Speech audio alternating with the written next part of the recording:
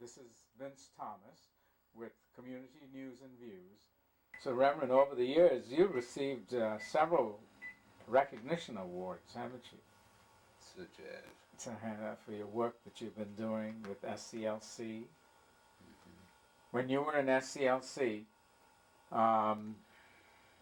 you went to very many meetings, and did you get to meet some of the people we read about in the news now? Did you get to meet Dr. King? You met him? Uh-huh. No, you never met Dr. King. But you met his successor then, when you were there. Between Dr. King and who succeeded him? Dr. Abernathy and Dr. Did they ever have a chance? Did any one of them visit over here? No. No. Mother? No, I don't think they visited. I don't think they did. Okay. And you developed them into playing the music, right? And what? Music, yeah. Yes. Yes. But at the same time, Reverend, apart from the church and apart from your work, you were also involved in some of the civil rights activities. Yeah.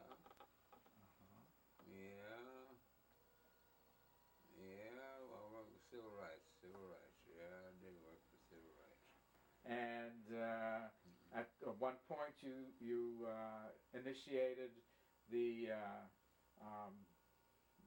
Southern Christian Leadership Conference, right? Mm-hmm. And you were the chairman of that. Right. And about when was that started?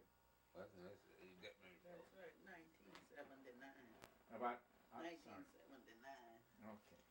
1979. So in 1979, you started. You initiated the SCLC. And was that it, Mother? Mm-hmm. Okay. And it was one of the leading organizations at that time in trying to bring about some changes in the community, right? Can you remember any particular action that, as a result of the SCLC, some change was made in the community? Were you pushing for some changes in the laws, or was it in the hiring practices because of SCLC? I know you used to meet with the mayor and other prominent people. Yeah, I can't point out anything. There was now in some of the you used to have several meetings here with people when there was some. What would you say some of the problems were in East Moline when you first came?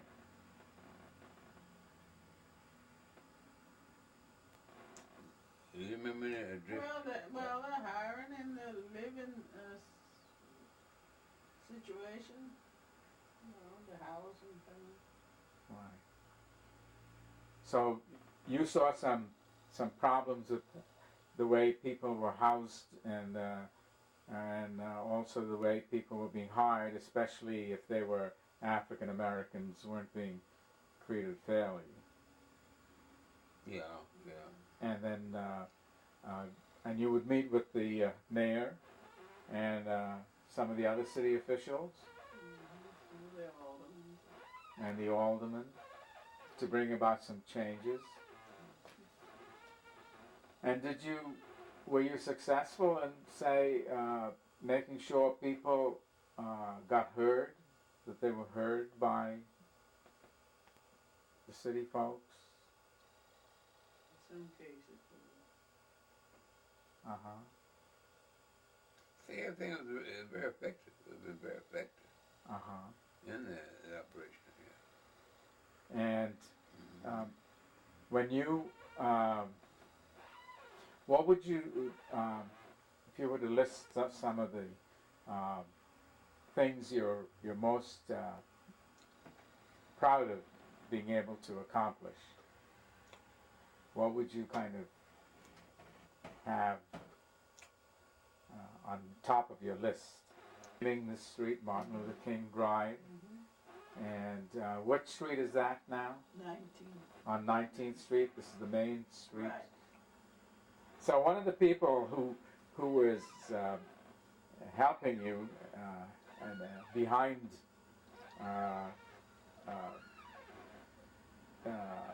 you all these years, supporting you, of course, was Mrs. Westbrook, right? Oh yeah, oh yeah. And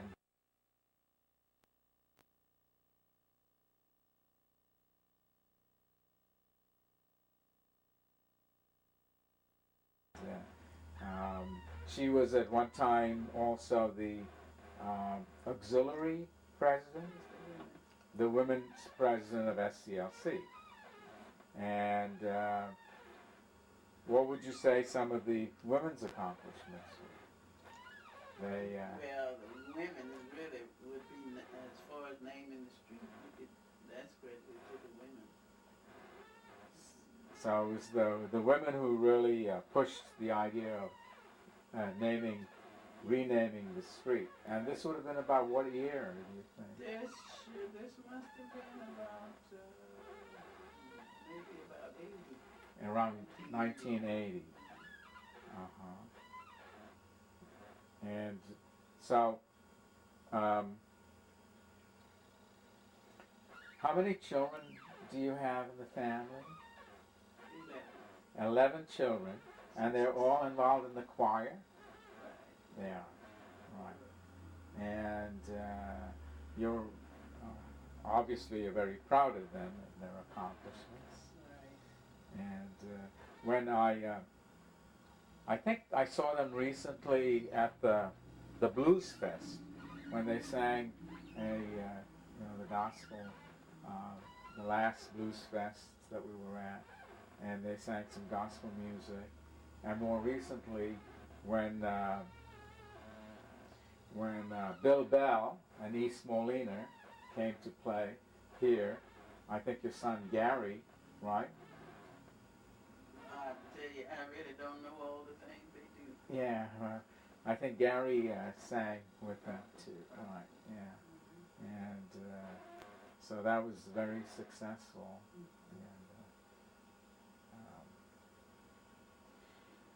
And if you were to, Reverend, if you were to think about some of the changes you'd like to see continue, I mean, there are some things that still need to be done in the community. What would you list as some of those?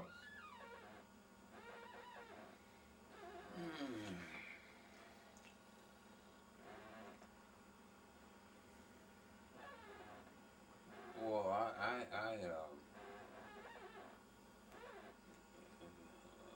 physically,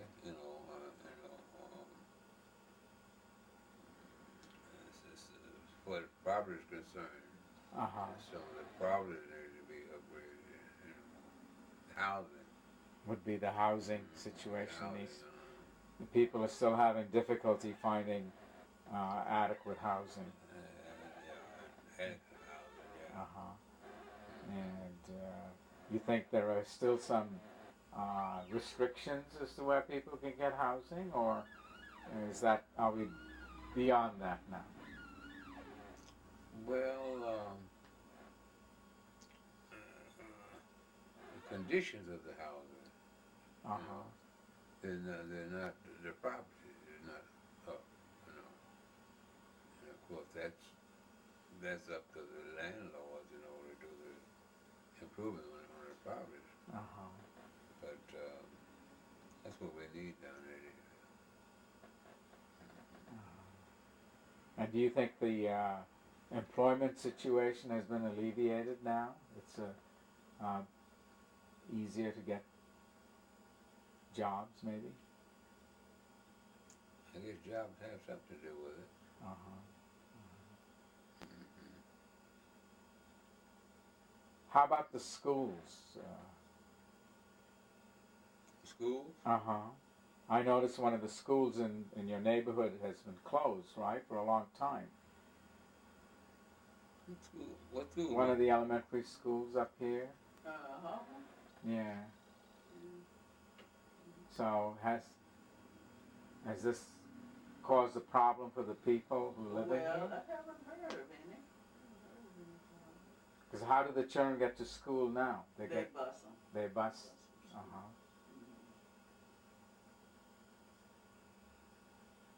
Is that because the population has dropped in the area? I don't think the population dropped any. You saw it? Well, I don't think so. Mm-hmm. I don't think so.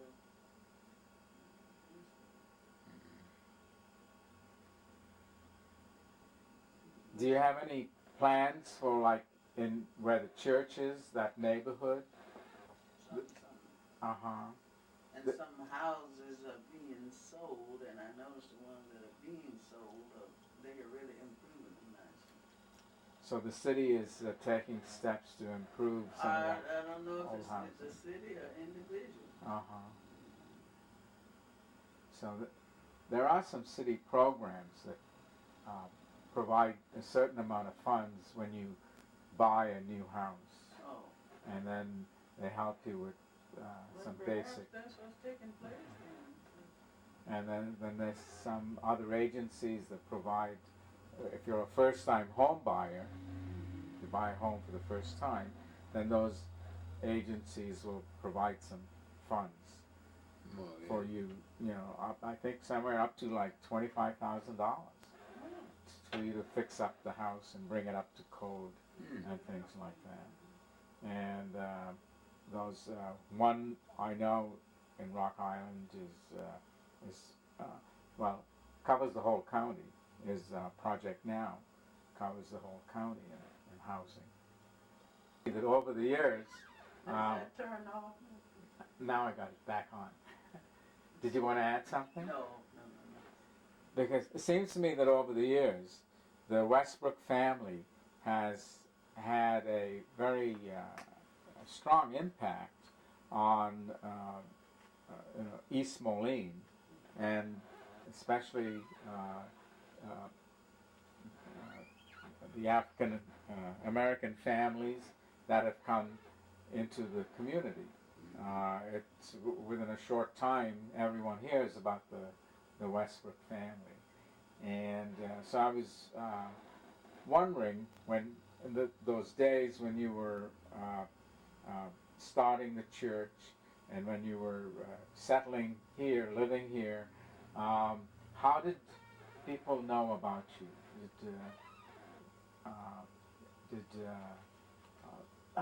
Did they know about you before they came here? Did people come? Did more people come from Arkansas because you were here? I don't know of any, was it? No, I don't know of any. But he had a sister living here. Just from word of mouth, Uh huh. get around. So your sister was living here before you came, and her name? Annabelle. Annabelle. And why did she come to East Moline? Well, she came from Arkansas. Uh-huh. I think her husband owns some property. Yeah. Her husband owned some property, and so they came here and settled down. And where did they live? Right in East Moline? They lived on 13th Street. Uh-huh. They both have gone now. Uh-huh.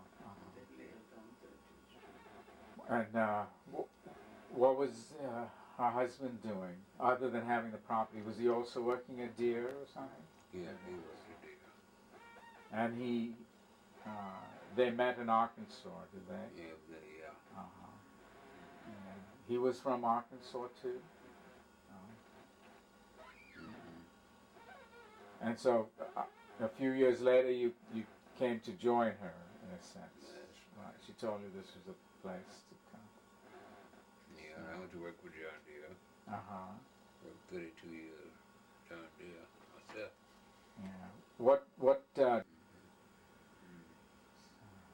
That was hard work. Yeah, it's molding. That's why I got them sitting up there now. That's no old man does that. Old man ain't for that. Like Right. Kept you strong. Yeah. Yeah. Did you have to work, did you work long hours? Most 8 hours though. 8 hours, usually 8 hours. Yeah, it wouldn't, take too much overtime because 8 hours was enough. Yeah. So then when you, along the way, you had this, the calling to start a church, right? Mm-hmm. Oh, yeah. And is that church at the same place that you had? I started church in Clinton first, you know. Huh? Started in Clinton. At Clinton, first? Iowa. Yeah. Oh, in Clinton. Clinton. Okay.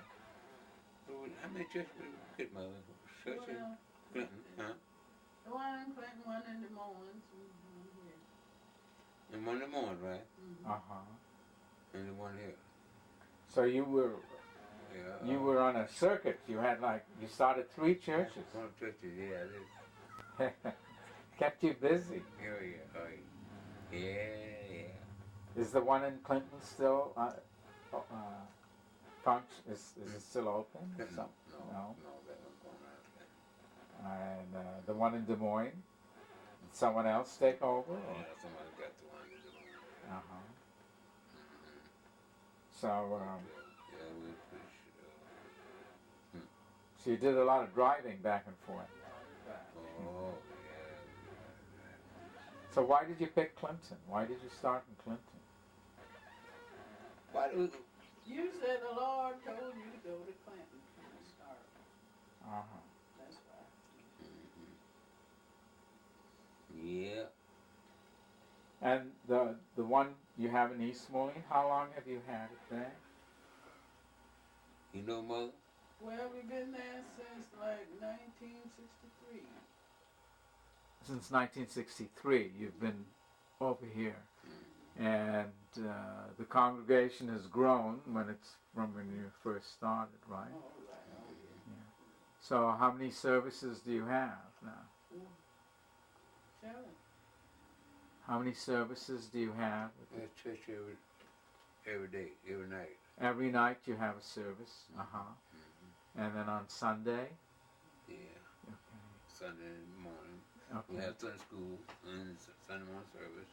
Uh-huh. Sunday night service. Okay. A lot of church. Don't you want to sit down? Yeah, I was thinking maybe it might be a little easier. Yeah. Yeah, we have a lot of church. Uh-huh. So what are some of the things the children do at church? Well, do what? When you have an evening service, you have some young people come? Oh, yeah. Yeah, we have a youth department, and we have youth services, Uh-huh. and of course we have Sunday morning service. We have night service. I mean, we have some kind of service every night. We have church every night. Sometimes the service. Sometimes it's the best preaching and singing. We have some kind of service every night. Because my son, he's also a minister. Okay, which son is this? Larry. Larry. He's a minister now. He's a minister. Okay. Yeah, he's an evangelist and preacher. Uh-huh. He's a good preacher. He's good help. And So he conducts some of the services now? Oh yeah, oh yeah, oh yeah. Good help. And I also my son-in-law, Jenkins, he's also a minister. Right. So I have a lot of help preaching. Which is good.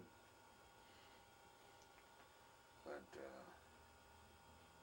we have very effective church services.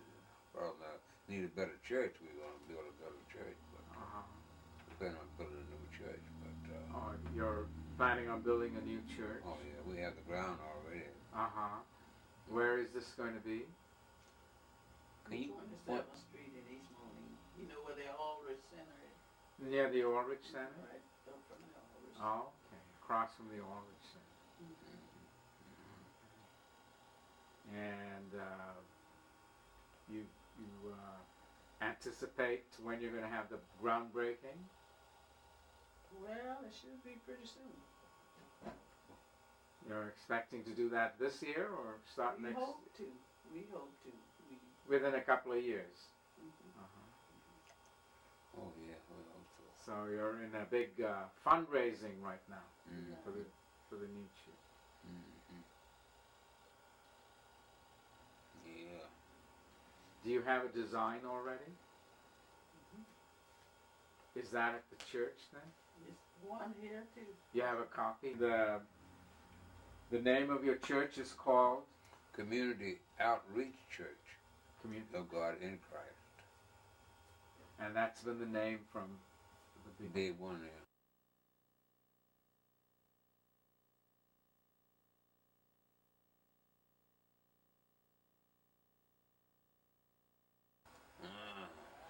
Reverend, if you were to give some advice to young people these days, what kind of advice would you give them?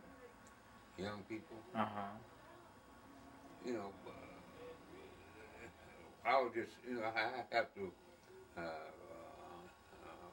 encourage them to get the spiritual education and the physical education. You would say, get your education first. Spiritual education. Spiritual education And your physical education. and your physical So education. spiritual first. Uh-huh. Know about God, you know. Uh-huh. How to be saved and all of that. Uh-huh. And then you get to learn about the physical education. Right. Right. And do you think it's the children these days are easier to reach? Do you think they're listening? Yeah, they were. Do they, when you tell them that they should get into spiritual education? Yeah, they grasp it very well. Uh-huh. So you think many of the children are interested in spiritual education? Oh, yeah. That's still both of them, you know. Because they need both. Right.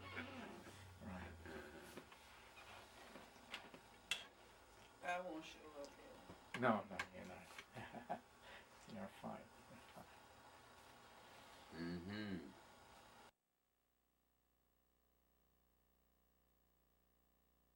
So Larry, I hear that you're making some plans for a new church. And where is that going to be?